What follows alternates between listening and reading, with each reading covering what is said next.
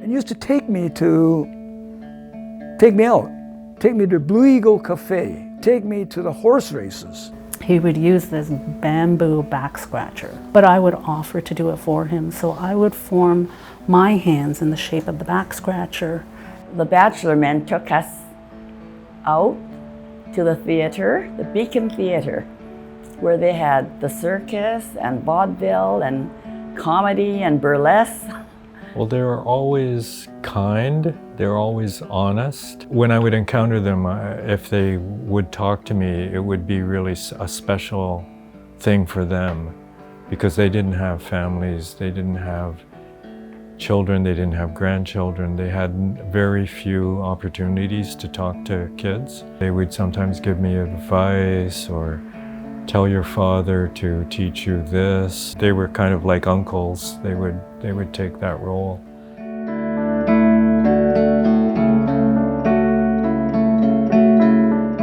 The early Chinese community was primarily a male society, and that really had a lot to do with the nature of exclusion. It started with the head tax, which made it very, very expensive to bring over wives and children. In 1923, with the Exclusion Act, it actually shut down practically all new immigration.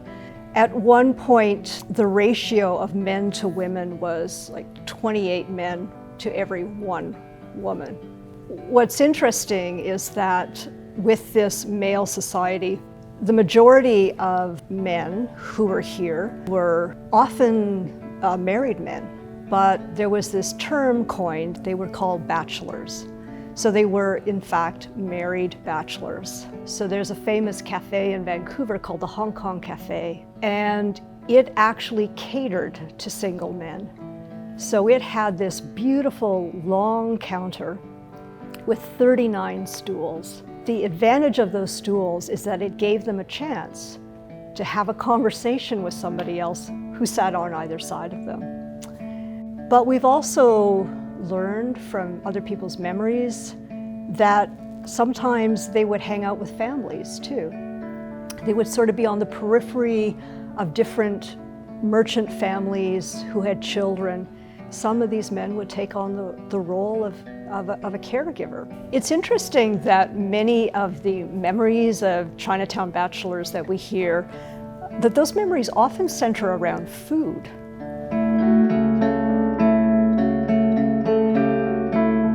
But Chinji used to drop in and used to take me out, take me to Blue Eagle Cafe, sit at the counter, and he introduced me to custard pie. I said, wow, of course in China, at home I only have rice 3 times a day. I thought, wow, this is great. And he'd sit there and have coffee. Then he'd take me to the horse races. There wasn't very much in the way of entertainment in those days, and so we'd go to the horse races.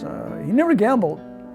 We just sat on the grass, and anytime the bugle sounded, we'd go and look at the horse, and they'd march around, and then they race.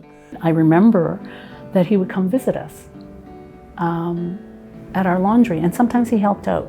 And he brought Crispy Crunch chocolate bars for all 3 kids. He always had something for all 3 of us.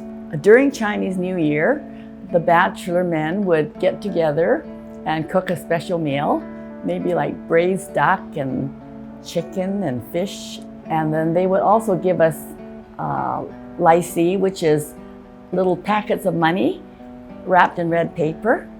They didn't have any children, so they treated us as their children. Very kind and generous to us. And they also took us to BC Royal for coffee and pastries, and we just loved it because we didn't get that type of stuff at home. Then they would take us to the Model Cafe on Hastings Street and have, they call it an English meal, where we had soup and the main course and a dessert, like pudding or something. And that was a real treat for them and also for us.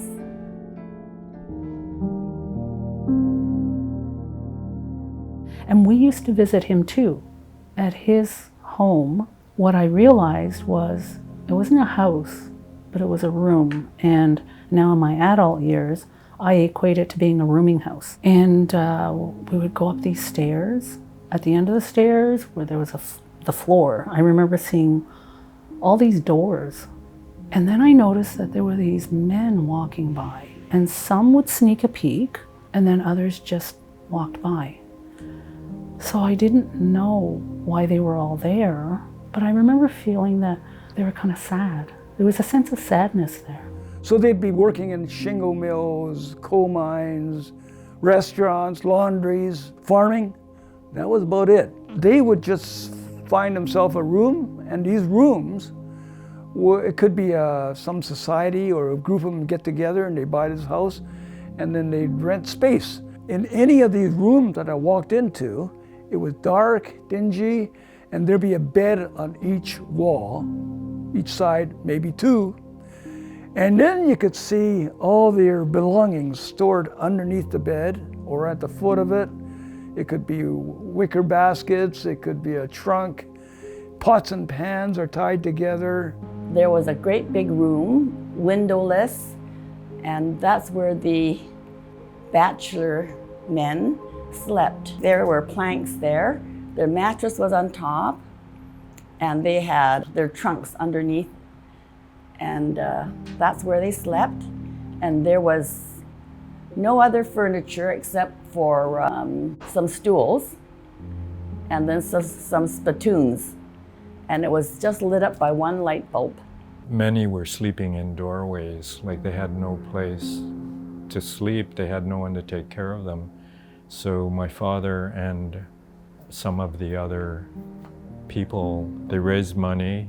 They built a home for the Chinese community called the Manchang Home for the Aged. It's still in existence, and they didn't deserve to just be sleeping in a doorway. Back in those days, 15 or 20 or 30 men would pool their funds and buy a house, and they would share this house jointly. The thing these men feared the most was that if one of them should die in the house, because then there might be a ghost, people would be afraid to move in. When somebody got sick in that house or in that rooming house, these men were also afraid of dying, but in a different way. They were afraid that when they died, nobody would be around to bury them because they had no family there. So what they did was that they hid money on their own body. It would be hidden in their clothes, sewn into their hems or whatever. Eventually, when these men did pass away and they changed the man's clothing, search their clothing very carefully to find out if there was any money hidden there. And if there was, they'd put it aside, contact the house where they had lived, or the clan association or the locality association, and say, well, so-and-so has passed away, but don't worry. He left behind money for his own burial. He enjoyed taking me out, he enjoyed so on. Now I know why. There was no family life for any of these guys. They had no wives, they had no kids. And I can understand why he enjoyed taking me out. A lot of these men had worked their whole lives, and they never were able to form families. They couldn't, get back to China and marry and have kids. And so they really had no descendants. And so when my grandfather would take me down to Chinatown and I would meet all his, co-workers and his friends for his whole life, there was really this sense of palpable sadness and loss, that they would die alone. Not alone in the sense that they had each other, but they didn't have a younger generation. They didn't have grandkids who they knew were gonna, keep a memory of them alive. So they died alone in this most tragic sense of being forgotten. What's sad in so many ways is that when we talk about the Exclusion Act and how it impacted the despair and misery that it caused the Chinese Canadian community, it's these men who paid the greatest price for what happened. The double tragedy is that not only were they most affected and most isolated by the Exclusion Act, they're also the ones that we've most forgotten about, whose names we cannot remember, who don't appear in any photos, very often. Lost. And I think it's important that whatever left of the memories of them is that we help to capture that and keep that, because that's all there's left. I think the thing to remember is that all of us who are now part of the community with families, younger generation, all of us have family. We take family for granted. I grew up in a family. And I think it must have been very, very difficult in the 1960s when I was on the scene for them to be seeing suddenly these younger generations, the people of the reunified generation, the young men and women who are coming over out of the villages, who are now the new hope of Chinatown, and all the kids. And they had missed out on all of this in the most horrible possible way because of racist laws, because they couldn't find good paying jobs, because they were relegated to seasonal work, because they accepted that reality of Gold Mountain, which was so much more vicious than what was visited on the families that all of us are lucky enough to be descended from.